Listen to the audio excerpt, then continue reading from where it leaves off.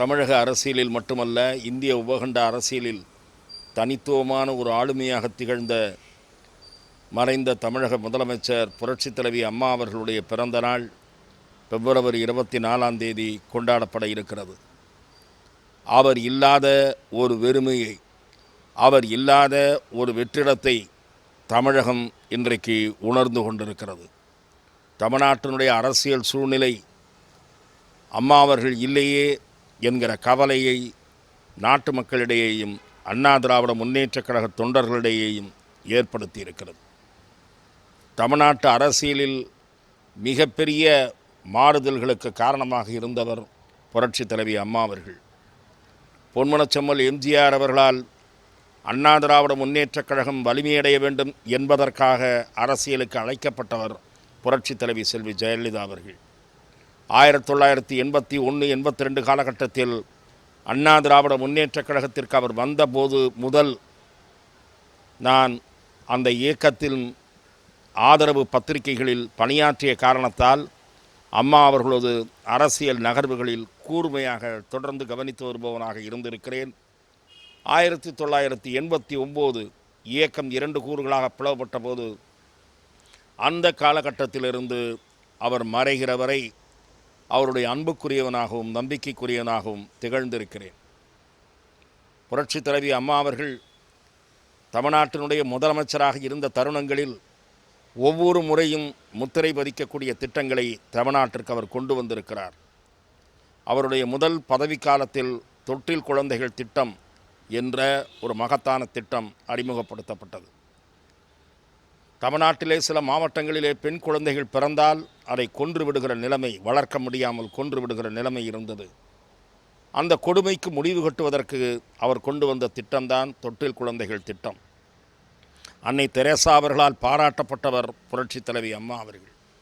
அதேபோல பெண்கள் மிடுக்கோடு காவல்துறை சீருடை அணிந்து அவர்கள் சாகச பயிற்சிகளிலே ஈடுபடுகிற அளவுக்கு பெண்களுக்கு காவலர் பிரிவை ஏற்படுத்தி, மகளிர் காவல் நிலையங்களை ஏற்படுத்தி, அதிரடிப்படை ஏற்படுத்தி பெண்களுக்கு தன்னம்பிக்கை ஊட்டிய மகத்தான தலைவி புரட்சித் தலைவி அம்மா அவர்கள். அதேபோல் 2001 ஆண்டு அவர் பொறுப்பேற்ற பிறகு சென்னையின் குடிநீர் பஞ்சத்தை போக்குவதற்கு சாத்தியமே இல்லாத திட்டம் என்று ஒதுக்கி வைக்கப்பட்ட வீராணம் குடிநீர் திட்டத்தை வெற்றிகரமாக முடிவுக்கு கொண்டு வந்து நிறைவேற்றி காட்டியவர் செல்வி ஜெயலலிதா அவர்கள். அதேபோல காட்டு கொள்ளையன் சந்தன கடத்தல் வீரப்பனுடைய அட்டகாசத்திற்கு 2 மாநிலங்களின் பிரச்சனையாக தலைவலியாக இருந்த பிரச்சனைக்கு முடிவு கட்டியவர் மறைந்த முதலமைச்சர் புரட்சித் தலைவி அம்மா அவர்கள்.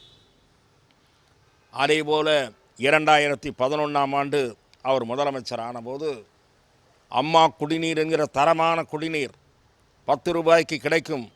அம்மா உணவகங்கள் ஏழைகள் பசியாறுவதற்கு வெளியூர்களிலிருந்து சென்னைக்கு வந்து பணியாற்றி தங்கி வீட்டுக்கு சேமிப்பு பணத்தை அனுப்ப வேண்டிய நிலையில் இருக்கக்கூடிய இளைஞர்களுக்கு அந்த அம்மா உணவகங்கள் அமுத சுரபிகளாக, அன்னக்கூடங்களாக அவை திகழ்ந்தன. இப்படி மறக்க முடியாத திட்டங்களை தமிழ்நாட்டிற்கு தந்தவர் புரட்சித் தலைவி அம்மா அவர்கள். போர்க்குணத்தோடு செயல்பட்டவர். அரசியல் அரங்கில் மாநில உரிமைகளுக்காக குரல் எழுப்பியவர் அம்மா அவர்கள். சமூக நீதி காத்த வீராங்கனை என்று திராவிடர் கழகத்தால் பாராட்டப்பட்டார் என்றால் அதற்கு காரணம் 69% இடஒதுக்கீடு இன்றைக்கு எந்த மாநிலத்திலும் கிடையாது, தமிழ்நாட்டில் இருக்கிறது என்று சொன்னால் அதற்கு அரசியல் சட்ட பாதுகாப்பை தேடித்தந்தவர் புரட்சித் தலைவி அம்மா அவர்கள். அவர் அரசியலில் முற்பாதைகளில் நடந்து வந்துதான் சிகரங்களை தொட்டார். அவருடைய அரசியல் பயணத்தின் நெடுகிலும் சவால்களும் போராட்டங்களும் சூழ்ந்திருந்தன. அவர் அரசியலில் ஈடுபட்ட காலத்தில் பொறாமை உணர்ச்சி கொண்டு காழ்ப்புணர்ச்சியோடு அவர் மீது அவதூறுகளை வாரி இறைத்தார்கள். அப்படி சுடு சொற்களால் தன்னை ஏசியவர்கள் கூட பிற்காலத்தில் மன்னித்து தன்னுடைய இயக்கத்தில் ஏற்றுக்கொண்டு அவர்களுக்கு உரிய பொறுப்புகளை அளித்தவர் புரட்சித் தலைவி செல்வி ஜெயலலிதா அவர்கள். ஆகவே இந்திய அரசியலில் மட்டுமல்ல, இந்திய அரசியலில் ஜொலித்தது மட்டுமல்ல, பல்வேறு துறைகளில் இன்றைக்கு சாதனைகளை நிகழ்த்த துடிக்கின்ற பெண்களுக்கு முன்னுதாரணமாக, எடுத்துக்காட்டாக, ரோல் மாடலாக திகழ்பவர் என்று சொன்னால் அது செல்வி ஜெயலலிதா அவர்கள்தான். அவரோடு கிட்டத்தட்ட ஒரு 20 ஆண்டு காலம் மிக நெருக்கமாக பழகவும் சில கருத்துக்களை, இந்த எளியவனுடைய கருத்துக்களை, ஆலோசனைகளை அவரிடம் எடுத்து கூறவும் எனக்கு வாய்ப்பு கிடைத்தது என்பது பெரும் பேறு. நல்ல கருத்துக்களை உள்வாங்கி கொண்டு மக்களுக்கு பயனுள்ள கருத்துக்களை கூறுபவர் யாராக இருந்தாலும், அவர்கள் எளியவர்களாக இருந்தாலும் சிறியவர்களாக இருந்தாலும், அதை கேட்டு செயல்படுத்தக்கூடிய பண்புள்ளம் கொண்டவராக புரட்சித் தலைவி திகழ்ந்தார். அவருடைய புகழ் என்றைக்கும் நிலைத்து நிற்கும்.